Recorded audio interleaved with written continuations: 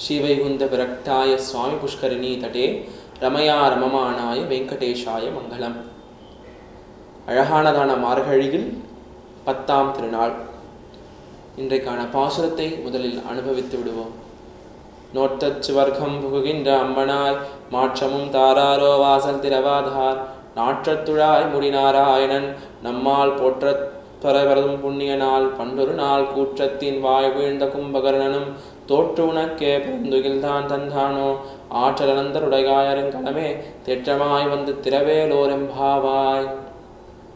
ரொம்ப அழகானதானவும் ரொம்ப ஆச்சரியமானதான ஒரு பாசுரம் இந்த 10ஆம் நாள் பாசுரம்.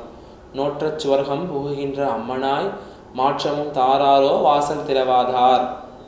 இந்த சொர்க்கம்னு சொல்கிறோமே, இந்த வைகுந்த ஏகாதசியானா சொர்க்கவாசல் திறப்புன்னு நம்ம கோவில்கள்லாம் கொண்டாடுகிறார்களே, உண்மையில் அது சொர்க்கவாசல் திறப்பு இல்லை, பரமபத வாசல் திறப்பு.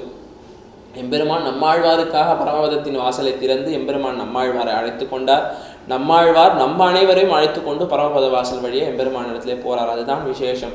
சொர்க்கம் அப்படிங்கிறது என்ன அப்படின்னா, நம்ம இங்கிருந்து செய்துட்டு போகக்கூடியதான பாப புண்ணிய பலன்களின் அடிப்படையில் நாம் செய்த புண்ணியங்கள் இருக்கிற வரையில தான் சொர்க்கத்தில் இருக்க முடியும். நம்மளுடைய புண்ணியங்கள் எல்லாம் ப்ரீபெய்டு மாதிரி, நம் செய்த புண்ணியங்கள் எல்லாம் தீர்ந்துடுத்தே ஆனால் அங்கேருந்து நம்மளை மறுபடியும் நரகத்துக்கு தான் கொண்டு வருவார்கள். நரகத்தில் நம்ம கஷ்டத்தை அனுபவித்த பின்னாடி மீண்டும் இந்த பூலோகத்தில் வேறொரு ரூபத்தில் நம்ம பிறப்போம். அப்படி சொர்க்கம்ங்கிறது என்னென்னா சாதாரணமான விஷயம். எல்லாரும் சொர்க்கத்துக்கு போவோம். எம்பெருமான் கொடுக்கக்கூடியதோ பரமபதம், சொர்க்கம் கிடையாது.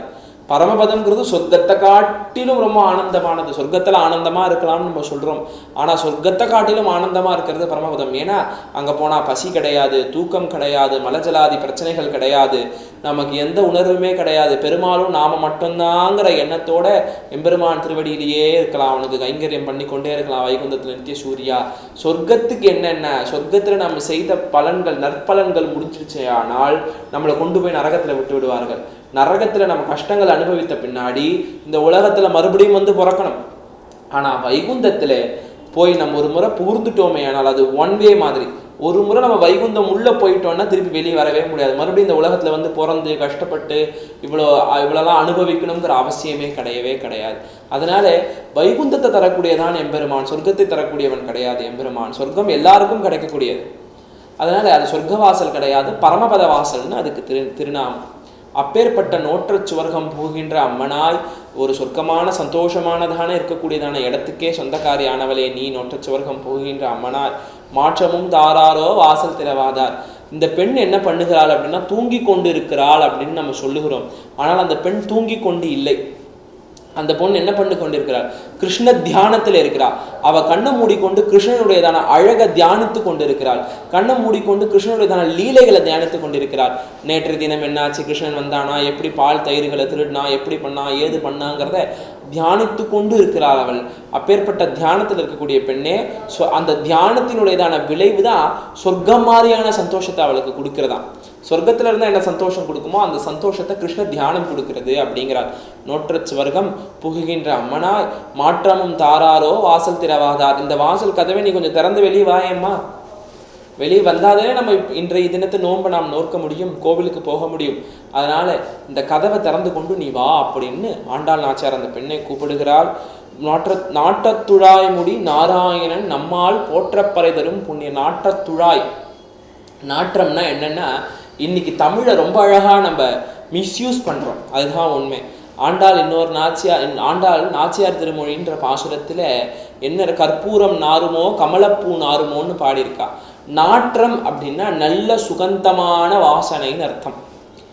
நல்ல சுகந்தம். ஒரு சாம்பிராணி காட்டும்போது நமக்கு எப்படி ஒரு நல்ல ஒரு வாசம் நமக்கு வருது இல்லையா, அதுதான் நாற்றம். வாசனை அப்படிங்கிறது என்ன அப்படின்னா, நம்ம உடம்புக்கு ஒத்துக்காததான ஒரு ஸ்மெல் வரும் இல்லையா. இப்போ நம்ம போகும்போது ஏதோ நமக்கு தேவையில்லாத வஸ்து ஏதோ இருக்குது, அதோடைய ஸ்மெல் நமக்கு படுறது அப்படின்னா அதை நம்ம ஃப்ரேக்ரன்ஸ்ன்னு இங்கிலீஷில் சொல்கிறோம், ஸ்மெல்லுன்னு இங்கிலீஷில் சொல்கிறோம். ஃப்ரேக்ரன்ஸ்னால் நல்ல ஃபீலை கொடுக்கறது, ஸ்மெல்லுனா ஒரு கெட்ட ஃபீலை கொடுக்கறது இல்லையா. அது போல் நாற்றம்ங்கிறது நல்ல ஃபீல், வாசனைங்கிறது தான் கெட்ட ஃபீல். ஆனால் நம்ம தமிழ் அப்படியே திருப்பி வச்சுட்டோம். வாசனைன்னா நல்லதாகவும் நாற்றம்னா கெட்டதாகவும் மாற்றிட்டோம். ஆனால் தமிழில் நாற்றம்ங்கிறது தான் ரொம்ப சுகந்தமாக இருக்கிறதுன்னு அர்த்தம். அதை தான் இங்கே ஆண்டாள் நாச்சியார் ரொம்ப அழகாக சொல்றா. நாற்ற துழாய் முடி நாராயணன்.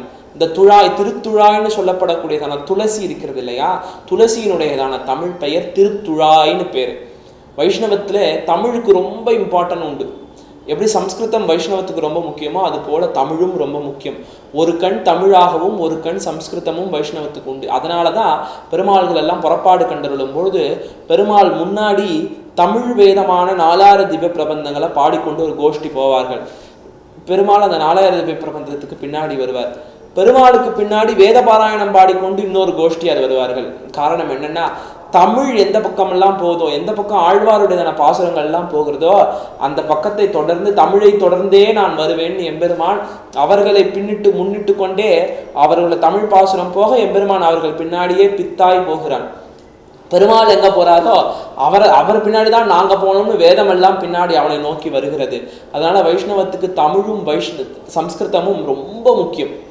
அதனால தான் அந்த தமிழ் அவ்வளோ இம்பார்ட்டன்ட் கொடுத்து எல்லாத்துக்கும் தமிழ் பெயர்கள் வைத்திருக்கிறார்கள். வைஷ்ணவத்தில் பெருமாள் திருமஞ்சனம்னு சொல்லுவார்கள், அபிஷேகம்னு சொல்ல மாட்டார்கள். திருமஞ்சனம்னா என்ன, தமிழில் மஞ்சனம் பண்ணிக்கொள்வது, அபிஷேகம் பண்ணிக்கொள்வதுன்னு அர்த்தம். அப்போ நாற்றத்துழாய் முடி நாராயண், அழகான சுகந்தம் வீசக்கூடியதான துளசி வளமாலையை எப்போதும் தன்னுடைய மார்பில் சாத்தி கொண்டே இருக்கிறான் எம்பெருமான். சாட்டி அவன் கேசங்கள் எல்லாம், அந்த பின்னாடி இருக்கக்கூடிய கேசங்கள் எல்லாம் அந்த துளசியோட பட்டு பட்டு பட்டு அந்த துளசியோட வாசம் அவனுடையதான அந்த கேசத்தில் அந்த முடியில இருக்கான். அவனுடைய மயில்களில் அந்த துளசி வாசம் இருக்கிறது. நாற்றத்துழாய் முடி நாராயணன் நம்மால் போற்ற பறைதரும் புண்ணியனால், நம்ம போற்றினோமே ஆனால், அவனை புகழ்ந்து பாடினோமே ஆனால், அவனை நம்ம பஜனை பண்ணோமே ஆனால், அவனை பாடினோமே ஆனால் நமக்கு புண்ணியங்களை தருவான். எப்பேற்பட்ட புண்ணியம் தருவான் தெரியுமா? காசு பணம் எல்லாம் இல்லை, அவனையே நமக்கு கொடுத்துருவான். இப்போ பண்டரிபுர க்ஷேத்திரம் போனோமே ஆனால் அங்கே இருக்கக்கூடியதான பாண்டுரங்கன் இடுப்பில் இப்படி கை வைத்துக்கொண்டு சேவை சாதிக்கிறார். மற்ற பெருமாள் எல்லாம் சங்க சக்கரம் வச்சுருக்கார், அபயவரதம் வச்சிருக்கார், கடிஹஸ்தம் வச்சிருக்கார், கதாஹஸ்தம் வச்சிருக்கார், எத்தனை விதத்தில் இருக்கிறார். ஆனால் அங்கே இருக்கக்கூடிய எம்பெருமான் எந்த சம்பந்தமும் இல்லாமல் மானுஷ ரூபேனத்தோட இடுப்பில் கை வைத்து கொண்டு சேவை சாதி கொண்டிருக்கிறார். காரணம் என்னன்னா, தன்னையே எடுத்து கொடுக்கிறார் பெருமாள். இந்த எடுத்துக்கோன்னு தன்னையே எடுத்து கொடுக்கும் விதத்தில் இருக்கிறார். அதுதான் ஆண்டாள் நாச்சியார் சொல்றார், போற்ற பறைதரும் புண்ணிய நாள். என்ன கொடுப்பா? நீ சாதாரண வஸ்துக்களை கேட்குற, நீ லௌகீக வாழ்க்கைக்கு தேவையான கார் வேணும், பைக் வேணும், கடன் வேணும் அப்படின்ட்டு நீ சாதாரண விஷயங்களை கேட்குற. ஆனால் எம்பெருமான் தன்னையே தருவதற்கு காத்து கொண்டிருக்கிறான். போற்ற பறைதரும் புண்ணிய நாள் பண்டொரு நாள் கூற்றத்தின் வாய் வீழ்ந்த கும்பகர்ணனும் தோற்றே உனக்கு பெருந்துயில் தான் தந்தானோ. கும்பகர்ணன் தான் தூங்குறதுல பெரிய ஆளுன்னு நம்ம சொல்லுவோம். கும்பகர்ண மாதிரி தூங்குறேன்னு கேட்பார்கள். அப்பேற்பட்ட கும்பகர்ணனே தோத்துருவான் போல இருக்கே, நீ அப்படி தூங்குற? தோற்றே உனக்கு பெருந்துயில் தான் தன்றானோ. ஆற்றல் அனந்தலுடையாய் அருங்கலமே தேற்றமாய் திரவேலோர் எம்பாவாய். அழகான பெண்ணே, அழகானவளே, ரொம்ப நேர்மையானவளே, கிருஷ்ண தியானத்திலேயே இருக்கக்கூடியவளே, நீ ரொம்ப சௌரியமானவள்னு எனக்கு தெரியும், நீ ரொம்ப நேசமானவள்னு எனக்கு தெரியும், நீ எப்பேற்பட்டவள் எனக்கு தெரியும். அதனால உன்னை நான் விட்டுட்டு போறது எனக்கு மனசே கிடையாது. நீ கிருஷ்ண தியானத்துல இருக்கிறேன்னு எனக்கு தெரியும். ஆனா எங்களுக்கும் அந்த கிருஷ்ண தியானத்தினுடையதான அனுபவத்தை சொல்றதுக்காக நீ எங்க கூட சேர்ந்து வா. எங்களோடு சேர்ந்து இந்த ஆயர்பாடியிலே இந்த பாவை நோன்பை நோற்று இன்றைய தினம் எம்பெருமானுடைய திருவடிகளிலே நம்ம தஞ்சம் அடையணும். வாருங்கோள் வாருங்கோள்னுட்டு அந்த பெண்ணை குழந்தையாக இருக்கக்கூடிய ஆண்டாள் மற்றொரு குழந்தையை கூப்பிடக்கூடியதான பாசுரமாக இது அமையப்பட்டிருக்கிறது. அழகானதானவும் ஆச்சரியமானதான இந்த பாசுரத்தை நாம் இன்று அனுபவித்தோம். இதனை அனுபவிப்பதன் மூலமாக எம்பெருமானுடைய கிருபை நமக்கு பூர்ணமாக கிடைக்கும் என்பதில் எந்த ஐயமும் இல்லை. ஆகையால் எம்பெருமான் திருவடிகளுக்கு பல்லாண்டு பாடிக்கொண்டு, ஆண்டாள் திருவடிகளுக்கு பல்லாண்டு பாடிக்கொண்டு இன்றைய பாசுரம் இத்துடன் முற்று. அஸ்மத் குருப்பியோ நமஹ.